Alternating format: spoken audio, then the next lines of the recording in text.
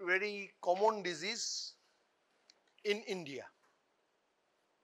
In fact, oral cancers are the single most common cancer in India. Courtesy, gutka, pan, supari and pan masala. Okay? Smoking, alcohol and chewable tobacco are the main culprits.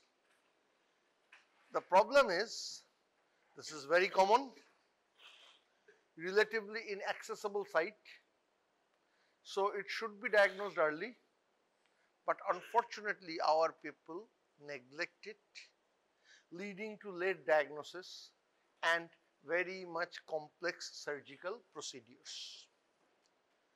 Okay? Those surgical procedures are outside the purview of MBBS class. Okay? I will try my best to put a complex thing into a smaller, compact way, which suits the undergraduate curriculum. Okay, next. Risk factors, I have already said. Tobacco, alcohol, areca nut, pan masala, HPV, poor nutrition, Li-Fraumeni syndrome and Fanconi anemia. These are the risk factors. Next. Next. Oral cavity. What is oral cavity? Extends from the vermilion of the tooth, skin vermilion, of the lip, sorry, up to the junction of the hard palate and soft palate superiorly, and in the lower aspect, junction of the anterior 2/3 and the posterior 1/3 of the tongue. So, you draw a line there, join them, extend it from here, that is the oral cavity. So, what are the places it can get affected? The hard palate, the lip, the cheek, the buccal mucosa, and the very common thing is gingivobuccal sulcus, this place. Keno? Khoini niye? Pan gutka niye? Taito? Okay? Next.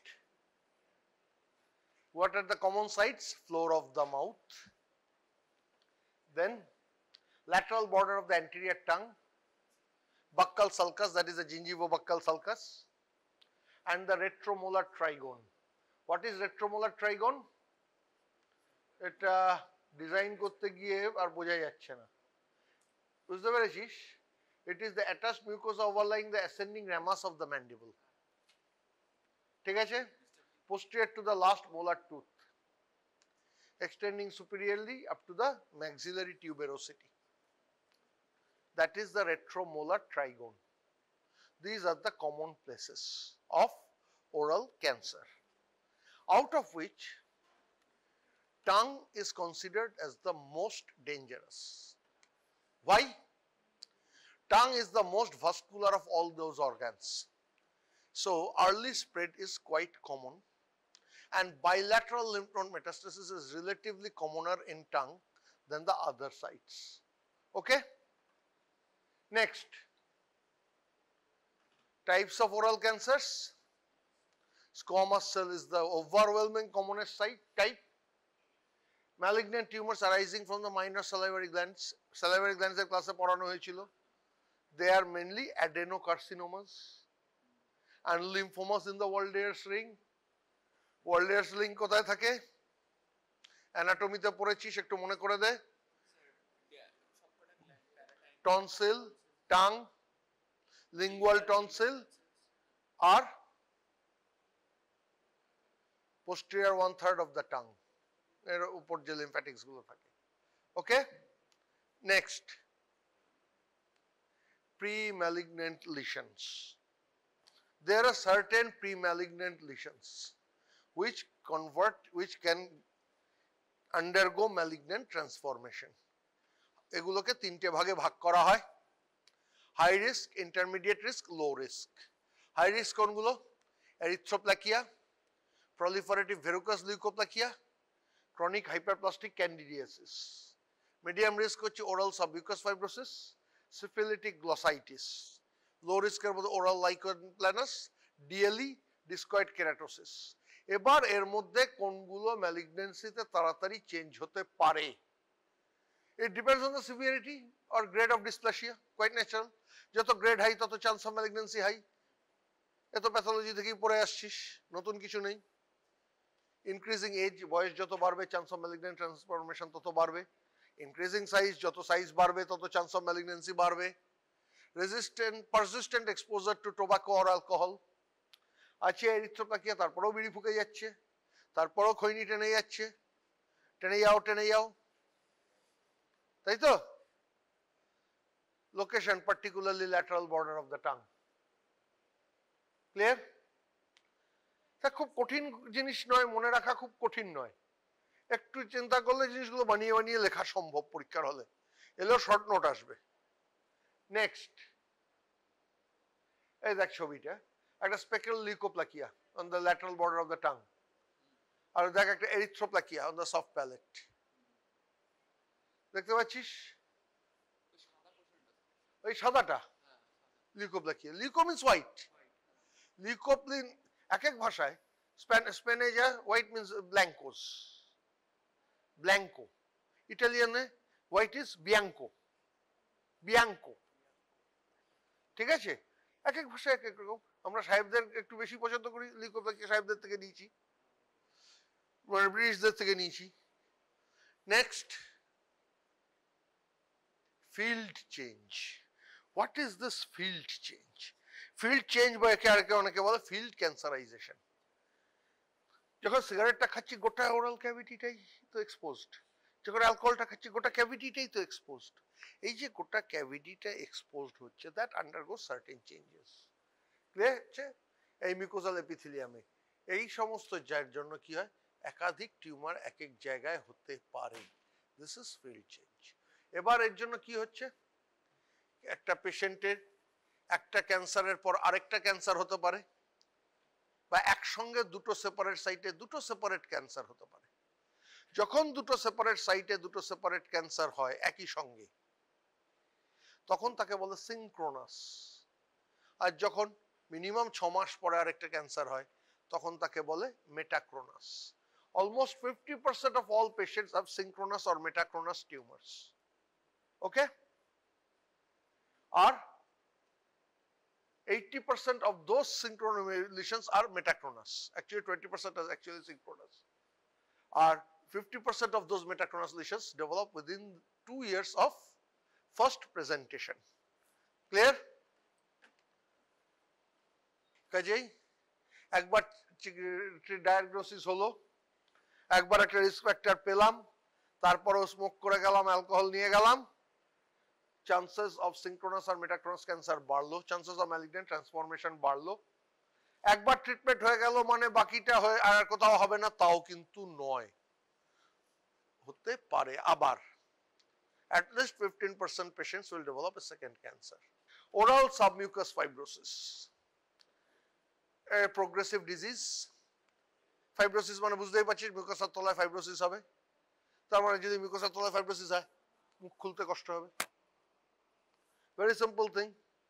কাজেই difficulty in opening the mouth, always beware, and this is a progressive disease, very difficult to halt. Pathologically আমি fibrosis পাবো, atrophy পাবো, hyperplasia পাবো, dysplasia পাবো, predominantly in Asians। আবার সেই এক কথা, পান মশলা অ্যালকোহল ছাড়া হবে না। পান মশলা তো এশিয়ার বাইরে, আরো স্পেসিফিক্যালি ইন্ডিয়ান সাবকন্টিনেন্টের বাইরে হয় না।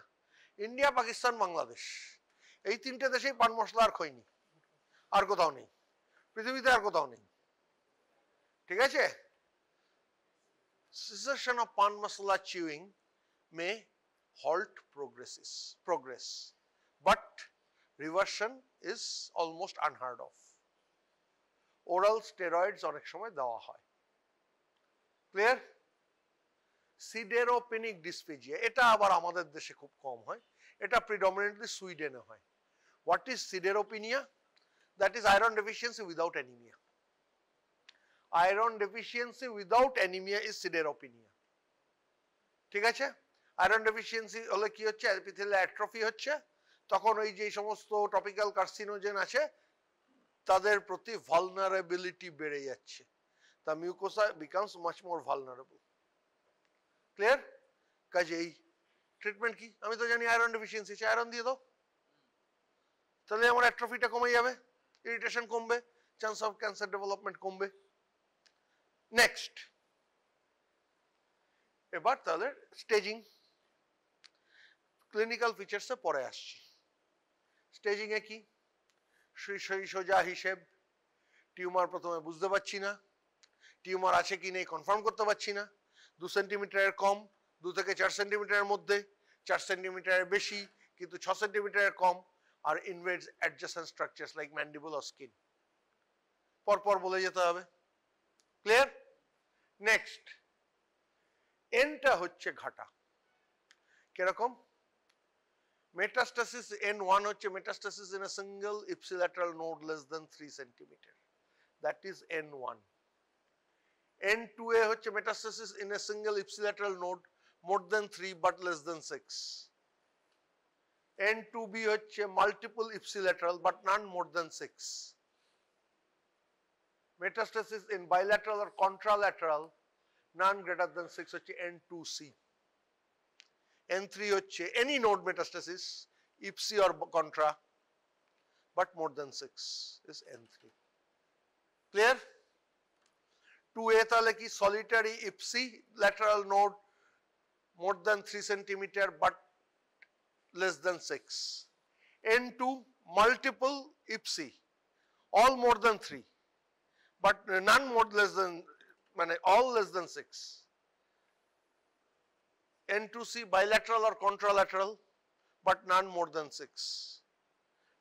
3 হচ্ছে more than 6, either ipsi or contra, number doesn't matter.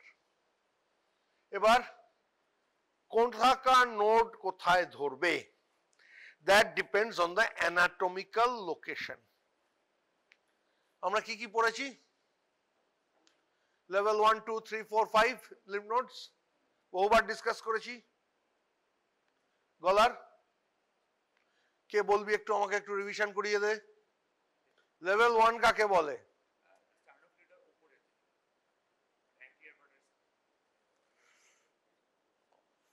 Level 1 কাকে বলে? এরকম মুচকি মুচকি হাসি দিলে চলবে না ম্যাডাম, পরীক্ষাটা আমি নেবো। কালকে কোশ্চেন দেখেছিস সার্জারি সিনিয়র দাদাদের? খুব ইজি ছিল না কোশ্চেনটা, আমার অ্যাসেসমেন্ট, আমি দুটো কোশ্চেন দিয়েছিলাম, দুটোই এসছে, খুব ইজি নয় কোশ্চেনটা, খুব ইজি নয়। এক্সপ্লেন ওয়াই সেকশনটা বেশ কঠিন, এক্সপ্লেন ওয়াই যে 20 নম্বরের ছিল, দ্যাট ইজ কোয়াইট ডিফিকাল্ট। বুঝতে পেরেছিস? হ্যাঁ কি? আমি দুটো কোশ্চেন দিয়েছি, আমি ব্রেস্ট আর থাইরয়েডের উপর দুটো কোশ্চেন দিয়েছি, একটা 15 নম্বর, একটা 10 নম্বর, 100 নম্বর মধ্যে 25 নম্বর আমি দিয়েছি। ঠিক আছে, ব্রেস্টের কোশ্চেনটা, থাইরয়েডের কোশ্চেনটা আমি দিয়েছি। কোশ্চেন পেপারটাই তোরা দেখিসনি, ঠিক আছে, এটা শেষ হোক তারপর কোশ্চেন পেপারটা দেখাচ্ছি, আমার কাছে আছে। আচ্ছা, you will be in for a shock যদি এরকম পড়াশোনা চলে। লেভেল 1 হচ্ছে সাবমেন্টাল আর সাবম্যান্ডিবুলার, ভুলে গেছিস এইটা আর এটা। লেভেল 2 3 4 হচ্ছে জুগুলো ডাইগ্যাস্ট্রিক, আপার মিড এন্ড লোয়ার, বহুবার বলেছি।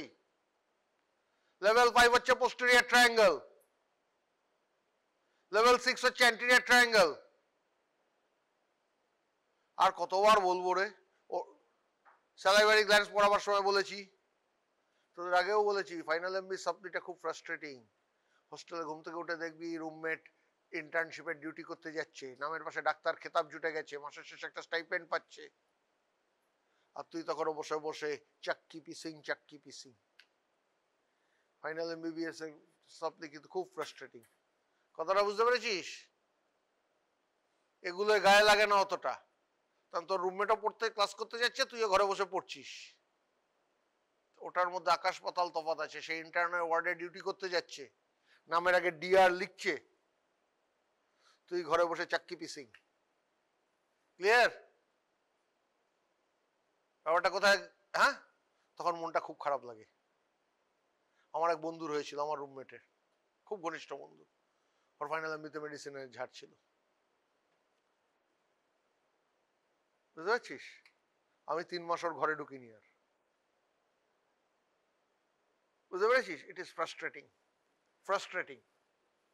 নেক্সট, এম স্টেজিং সবাই জানে, সব রোগে এই একই M staging. M0 no evidence, M1 there is distant metastasis. এবার হচ্ছে নেক্সট, এবার হচ্ছে এইটা ভালো করে দেখ। স্টেজ 3 হচ্ছে N1 এলে স্টেজ 3, N0 অবধি এটা খুব সহজ করে মনে রেখে দে। স্টেজ 1 হচ্ছে T1 N0 M0, স্টেজ 2 তো N0 M0, স্টেজ 3 তে T3 N0 M0 অথবা N1, স্টেজ 4 এ T4 হলেই স্টেজ 4, যাই হোক। N2 মানেই স্টেজ 4, N3 মানেই স্টেজ 4। ক্লিয়ার? এটা মুখস্থ করতে পারলে ভালো, না পারলে ভালো, পারলে আরো ভালো, এইভাবে বলাটা বেটার। না পারলে ভালো, পারলে আরো ভালো। ঠিক আছে? এটা যদি পরীক্ষায় শর্ট কেস পরে কোনো কিছুতে এটা বলতে পারলে আমি তাকে 80% নম্বর দিয়ে দেবো। আমি এক্সামিনার হলে 80% নম্বর চোখ কাট বুঝে দিয়ে দেবো। ঠিক আছে? এটা বলতে না পারলেও আগেরটুকু বলতে পারলে আমি তাকে 60% এর উপর নম্বর দেবো, আর এটা বলতে পারলে 80% চোখ কাট বুঝে দিয়ে দেবো। ক্লিয়ার? এই জন্য বললাম, বলতে না পারলে ভালো, পারলে আরো ভালো। এবার তাহলে পেশেন্ট তো তোর কাছে ক্যান্সার নিয়ে আসবে না, পেশেন্ট তোর কাছে আসবে কিছু সিমটম নিয়ে। কোন কোন symptom? Persistent oral swelling, persistent mouth ulceration, sore tongue, difficulty in swallowing, jaw or facial swelling, painless neck lump, unexplained tooth mobility, trismus. These are the common presentings. What is trismus? What is trismus? What is trismus? TM joint movement restricted, temporomandibular joint movement is restricted, মুখ খুলতে পারছে না, trismus. Clear? These are the common features. তার মানে এগুলো কোথাও থাকলেই আমার কাজ হচ্ছে investigate for biopsy, investigate for malignancy, and malignancy can be determined only by biopsy. এবার বায়োপসিটা কিভাবে হতে পারে? যদি একটা ছোট লিশন হয় তখন আমাকে ছোট্ট একটা লোকালে এক্সিশন বায়োপসি করা যেতে পারে। এবার যার ছোট লিশন সে তো আর ট্রিসমাস নিয়ে আসবে না, কিন্তু বড় লিশন হলে তখন আমাকে ইনসিশন বায়োপসি নিতে হবে। What is incision biopsy? Incision biopsy হচ্ছে লিশনের একটা part along with some normal tissue কেটে পরীক্ষা করতে পাঠানো। ঠিক আছে? যে যে এরিয়া নেক্রোসিস আছে, ইনফেকশন আছে, সেই সেই এরিয়া থেকে আমি বায়োপসি নেব না। Taking a biopsy is very important. আর মনে রাখবি অনেক ক্ষেত্রেই আন্ডার অ্যানাস্থেসিয়া এক্সামিনেশন করতে হয়। কেন? যদি রিলেটিভলি বড় লিশন হয়, তুই গ্লাভস পরে যখন আঙুল দিয়ে দেখতে যাবি, that may cause pain and discomfort to the patient. ঠিক আছে? যদি পেশেন্টের ট্রিসমাস থাকে, তুই তো মুখের ভেতর হাত ঢুকিয়ে দেখতেই পাবি না। সেলে তাহলে কি করতে হতে পারে? এক্সামিনেশন। নেক্সট স্লাইড চলে যা। EUA, that is examination under anesthesia. Under anesthesia পেশেন্টকে অ্যানাস্থেটাইজড করে ভালো করে এক্সটেন্ট অফ দ্য টিউমার প্যালপেট করো, তারপর বায়োপসি নাও। ক্লিয়ার? বোঝানো গেল? এই বায়োপসিটা খুব important, and biopsy should be generous, and if possible more than one place থেকে বায়োপসি নিতে হবে। হতেই পারে যে জায়গাটা ম্যালিগন্যান্ট ফোকাসটা সেটা আমি ইনিশিয়াল বায়োপসিতে নিলাম না, কাজে 2-3 জায়গা থেকে বায়োপসি নেওয়ার চেষ্টা করতে হবে। ক্লিয়ার? বায়োপসি নেওয়ার পরে আমার নেক্সট ইনভেস্টিগেশন গুলো কি কি? এক্স-রে অফ জ ফর অ্যাডিকুয়েট ডেন্টাল অ্যাসেসমেন্ট। দাঁত তুলে ফেলা খুব ইম্পর্টেন্ট। কেন জানিস? ধর এই জায়গাটায় গ্রোথটা হয়েছে, আমি তো এইটা কাটবো, আমাকে ওপরের দাঁতটাও তুলে ফেলতে হবে। কেন জানিস? তাহলে আমি যতবার মুখ খুলবো বন্ধ করবো, এই জায়গার উপর চাপ পড়বে। এখানে কি হচ্ছে? আমার তো দাঁতের উপর দাঁত পড়ছে, সফট টিস্যুর উপর দাঁতটা পড়বে, আবার ওখানে কন্টিনিউয়াস কাটবে, প্রেশার কন্টিনিউয়াস ইনজুরি হতে থাকবে। তার জন্য অনেক ক্ষেত্রেই যেদিকে গ্রোথ সেদিকে আপার অ্যান্ড লোয়ার দুদিকের টিতি তুলে ফেলতে হয়। লোয়ারটা তো যদি ম্যান্ডিবুল কাটতে হয় তো দাঁত বেরিয়ে যাবেই। MRI, CT of face, PNS and thorax, CT with PET, USG guided FNAC of any neck swelling. These investigations need to be done. They will provide adequate staging information. এরপর হচ্ছে সার্জারি। নেক্সট হচ্ছে surgery. আমি ট্রিটমেন্টের প্রথমেই লিখেছি surgery is a problematic thing here. কেন? 3-4টে জিনিস। আমার ওরাল ক্যান্সার যখন বলছি লিপের থেকে রেট্রোমোলার ট্রাইগন অবধি আছে, এইটুকু একটা লিশন থেকে এত বড় লিশন হতে পারে, তার মানে access of the growth is very important. আমার যদি এখানে একটা এইটুকু লিশন হয় আমি মুখটা খুলে করে দেবো। যে কোনো ক্যান্সার সার্জারি একদিন ধরে তোদের কি বলছি ওয়াইড এক্সিশন, মানে চারপাশে অ্যাটলিস্ট 1 সেন্টিমিটার ক্লিয়ার মার্জিন নিয়ে নিতে পারলে সবচেয়ে ভালো হয়, ঠিক আছে? সো দ্যাট প্যাথোলজিতে যখন দেখবো micrometastasis is complete within, microscopic spread is within 5 millimetre, তার মানে মাইক্রোস্কোপিক্যালি আমি 5 mm ক্লিয়ার মার্জিন আমার দরকার, তার মানে ম্যাক্রোস্কোপিক্যালি সেটা 1 সেন্টিমিটার হলে বেটার। এবার আমাকে এত বড় করে কাটতে হবে, তাহলে আমি অ্যাক্সেসটা কি করে করব? আমার যদি এখানকার হয় access is not a problem, আমি এখান থেকে লিপটা কাটবো, লিপটা খুলে ফেলবো, লিপ স্প্লিট বলে তাকে, ভার্টিক্যাল লিপ স্প্লিট। এখান থেকে লিপটা কেটে লিপের ফ্ল্যাপটা তুলে দিলাম, গ্রোথটা আছে, ম্যান্ডিবুল সহ বার করে দিলাম, তারপর আবার লিপটা জুড়ে দিলাম। এবার ম্যান্ডিবুল সহ তো বার করে দিলাম, ওপরে ম্যাক্সিলা রয়ে গেছে, নিচে ম্যান্ডিবুল হাওয়া, মনে হচ্ছে মুখটা কেউ থুবড়ে দিয়েছে। Question of reconstruction comes in. অনেক রকম প্রস্থেসিস দিয়ে করা যায়, অনেক রকম ফ্রি ফ্ল্যাপ দিয়ে করা যায়, অনেক রকম কন্টিনিউয়াস সফট টিস্যু ফ্ল্যাপ দিয়ে করা যায়। মানে পেট্রোলিস মেজর মাইকিউটেনিয়াস ফ্ল্যাপ বলে একটা ফ্ল্যাপ আছে, বুকের থেকে পেট্রোলিস মেজর আর তার স্কিনকে নিয়ে সেখানে দিয়ে বসিয়ে দেওয়া হলো, দেখে একটা জয়ের মতো, কিন্তু প্রবলেমটা কোথায়? Soft tissue flap. আমার ডেঞ্চার আর বসানোর জায়গা নেই, ডেঞ্চার বসানোর ফালক্রাম নেই, তাহলে আমি কি করতে পারি? ফিবুলা কেটে এনে ফিবুলাকে শেপ দিয়ে দিয়ে ফ্রি ফ্ল্যাপের মতো করে ফিবুলাকে বসিয়ে জুড়তে পারি এখানে, বা রেডিয়াল ফ্রি ফ্ল্যাপ নিয়ে এসে রেডিয়াস দিয়ে জুড়তে পারি, আস্তে আস্তে সেখানে অস্টিওটমি করে ম্যান্ডিবুলার মতো শেপ দিলাম, মানে আমি একটা ফালক্রাম তৈরি করে দিলাম। অথবা আমি প্রস্থেটিক বোন এখানে বসিয়ে দিতে পারি। Clear? This are the options. Clear? এবার দেখা গেল গ্রোথটা হলো আমার টাঙের ল্যাটারাল 1/3, এই অ্যান্টেরিয়র 2/3 আর পোস্টেরিয়র 1/3 এর জাংশনে একটা 4 সেন্টিমিটার গ্রোথ। আমি ওটাকে অ্যাক্সেস করব কিভাবে? একদম লাস্ট স্লাইডে চলে যা, এই যে, হ্যাঁ এটা রাখ, দেখ এর কি করেছে, ম্যান্ডিবুলটা খুলেছে, খুলে এবার ওটাকে অ্যাক্সেস করছে। এটাকে বলে ম্যান্ডিবুলার সুইং বা ম্যান্ডিবুলোটমি। ক্লিয়ার? ম্যান্ডিবুলটা কেটে খুলেছে, এবার টাঙের পোস্টেরিয়র অ্যাক্সেসটা অনেক ইজি। এবার টাঙের ওই জায়গাটা একটা 3 ডাইমেনশনাল এক্সিশন করে আবার ম্যান্ডিবুলটা এনে জুড়ে দিল। এবার যদি গ্যাপটা খুব বেশি হয় তখন আবার ওখানে সফট টিস্যু নিয়ে এসে ভরতে হবে, টাঙে তো আমি আর বোন দিয়ে ভরতে পারবো না। তার মানে ওরাল ক্যান্সার সার্জারির একটা বিরাট বড় পার্ট হচ্ছে reconstruction, which is particularly in the domain of plastic and reconstructive surgery. আমার ডাইরেক্ট প্রাইমারি ক্লোজার দিয়েও করতে পারি, cosmetically very bad looking, functionally difficult. Second, আমি সফট টিস্যু ফ্ল্যাপ বা like muscular flap, sternocleidomastoid flap, pectoralis major myocutaneous flap, forehead flap, অনেক flap দিয়ে জুড়তে পারি সফট টিস্যু ফ্ল্যাপ। প্রবলেম হচ্ছে bony fulcrum is gone, cosmetically so but not functionally not okay. Functionally ভালো দিতে গেলে আমাকে ফ্রি বোন ফ্ল্যাপ নিয়ে, মানে বোন অ্যান্ড মাসল নিয়ে এসে একসঙ্গে নিয়ে এসে করতে হবে, either from radius or from fibula. Clear? These are very complex surgical procedures. Often এই রিকনস্ট্রাকশন পার্টটা যদি আমি ফ্রি ফ্ল্যাপ দিয়ে করতে যাই, বোন দিয়ে, কিছু বলবি? বল।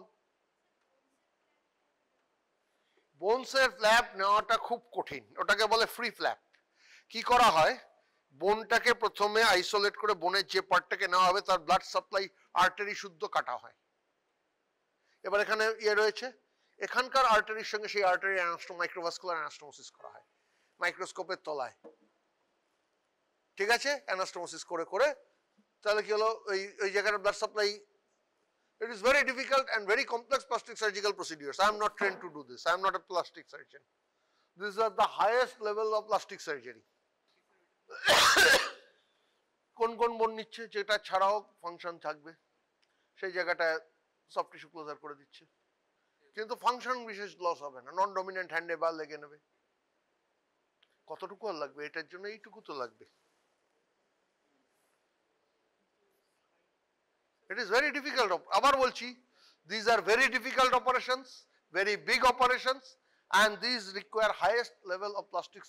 এগুলোর জন্য মাইক্রোভাস্কুলার অ্যানাস্টোমোসিস করতে হয় মাইক্রোস্কোপের তলায়। মানে কি বলবো, এক একটা ভেসেলের ডায়ামিটার থাকে 2 mm, 1.5 mm, 2 mm, ওই ডায়ামিটারের ব্লাড ভেসেল অ্যানাস্টোমোসিস করতে হয়। 14, 16, 18 ঘন্টা টাইম লাগে এক এক দিন এক একটা করতে, বুঝতে পারছিস? These are very complex surgical procedures outside the scope of discussion for MBBS students. করে লাভ নেই। এটা তোকে পরীক্ষায় কেউ জিজ্ঞেস করছে মানে he is a sadist, he is a sadist, বুঝতে পেরেছিস?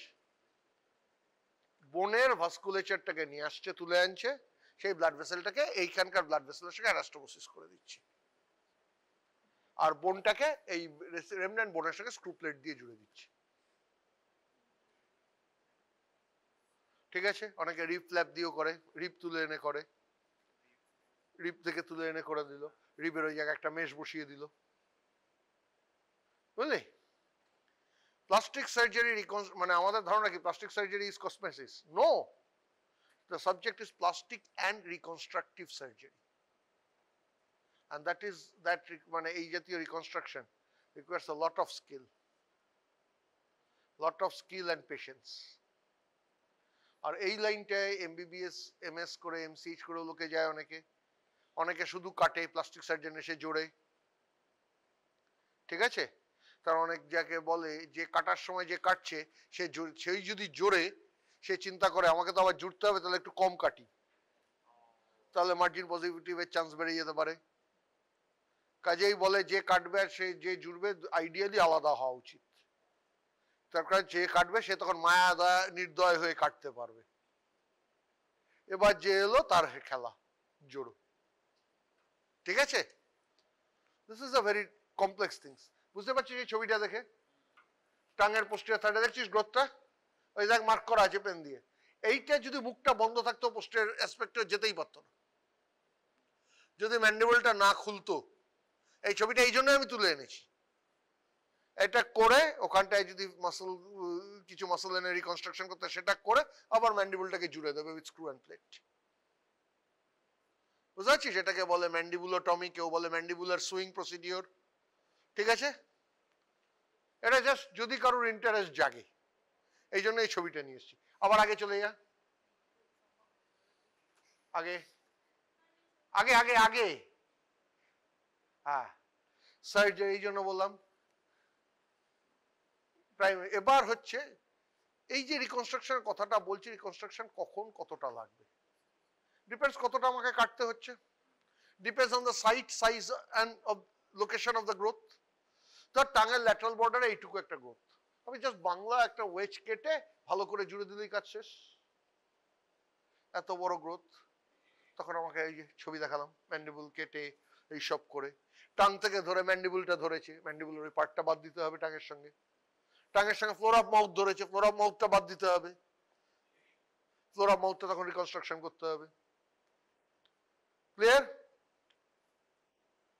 বোঝাতে পারছি? So ultimately it depends on the site and size and location of the lesion. Size is important, তাই না? তোর যে সাইজের জামার কাপড় লাগবে, আমার তো তার থেকে অনেক বড় সাইজের, যে অনেক বেশি কাপড় লাগবে আমার জামা বানাতে, তাই না? সাইজ ম্যাটার্স, তাই তো? এটা তো হলো 1 নম্বর, ওয়াইড এক্সিশন। নেক্সট হচ্ছে মেটাস্টাসিসের ট্রিটমেন্ট করতে হবে। মেটাস্টাসিসের ট্রিটমেন্ট মানে নেক ডিসেকশন। প্রশ্নটা হচ্ছে নেক ডিসেকশন আমি করব কি করব না, দুটো ভাগে ভাগ করে ফেলো। Neck node positive, neck node negative. Neck node positive, you have no option, you have to do it. Okay?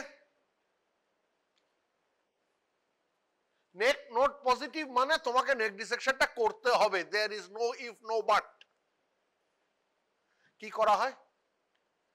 আবার সেই এখান থেকে একটা ইনসিশন নেওয়া হয়, এই যে symphysis menti থেকে নেকের মোস্ট প্রমিনেন্ট পার্ট হয়ে এসে টিপ অফ দ্য ম্যাস্টয়েড অবধি যাওয়া হয়, তারপর তার অ্যান্টেরিয়র বর্ডার স্টার্নোমাস্টাইডের পাশ থেকে একটা ভার্টিক্যাল লিম্ব লেজি এস এর মতো নামিয়ে দেওয়া। এবার এই ফ্ল্যাপগুলো তোলা হয়, তাহলে আমার এই জায়গাটা খুলে গেল, আমি এখান থেকে যখন নিলাম ইনসিশনটা, এই চামড়াটা তুলে আমার এই জায়গাটা খুলে গেল, লেভেল 1। এবার এইটা যখন আমি তুলে দিলাম লেভেল 2, 3, 4, এইটা আরো পেছনের দিকে তুললাম লেভেল 5। ক্লিয়ার? এই ডিসেকশনটা করতে হবে। So node positive means no if no but, you have to do it. Node negative, node নেগেটিভে কি আমি নেক ডিসেকশন করব? এখন অবধি সিকোয়েন্সিং বাই সেন্টিনেল এখনো এতে খুব একটা কাজ করে না। নোট নেগেটিভে আগে বলতো সুপ্রা ওমোহাইড ডিসেকশন, মানে লেভেল 1, 2, 3 বাদ দেওয়া আগে বলতো, এখন ওটা এখন অলমোস্ট অবসলিট। এখন বলছে নোট নেগেটিভ হলেও যদি বড় গ্রোথ হয় T2 or more, neck dissection করে দেওয়া ইজ বেটার। ক্লিয়ার? কন্ট্রাল্যাটারাল সাইডে নেক ডিসেকশন কি করব? Be wary among all oral cancers, contralateral neck node metastasis is highest. সেখানে আমার করার প্রয়োজন হতে পারে। ওকে? যদি ডাউট থাকে, it is better to do ইট। কেন? মনে রাখবি, in any cancer first chance is the best chance, and it is always better to over treat than under treat. Clear? ঠিক আছে? এরপর কেমোথেরাপি, রেডিওথেরাপি, এক্সটার্নাল বিম রেডিয়েশন থেরাপি লাগবেই oral ক্যান্সারের বেশিরভাগ ক্ষেত্রেই। Chemotherapy in the form of cisplatin. এবার প্রশ্ন হচ্ছে নিউ অ্যাডজুভেন্টের কোনো রোল আছে? অনেক ক্যান্সার সেন্টারে নিউ অ্যাডজুভেন্ট কেমোথেরাপি দেওয়া হয় to downstage, neo adjuvant রেডিওথেরাপির কথাও ভাবা হয়। ক্লিয়ার? Finish oral cancer. এর থেকে খুব কপাল খারাপ না হলে লং কোশ্চেন আসা উচিত নয়। তোদের এর থেকে লং কোশ্চেন দেওয়া মানে যে পেপার সেটার আমি তাকে পেলে মেরে দেবো, আমি মারবো তোদের, যে ছাত্রদের সঙ্গে জ্ঞানের লড়াই করতে নেই। একটা শর্ট নোট আসতে পারে, leukoplakia, erythroplakia, oral submucous fibrosis, এই জাতীয় একটা শর্ট নোট আসতে পারে। প্রিন্সিপালস অফ ম্যানেজমেন্ট, এগুলো নিয়ে 2-1 কোশ্চেন আসতে পারে। ওকে? ওকে, দ্যাট ফিনিশেস। আজকের মতো ক্লাস শেষ।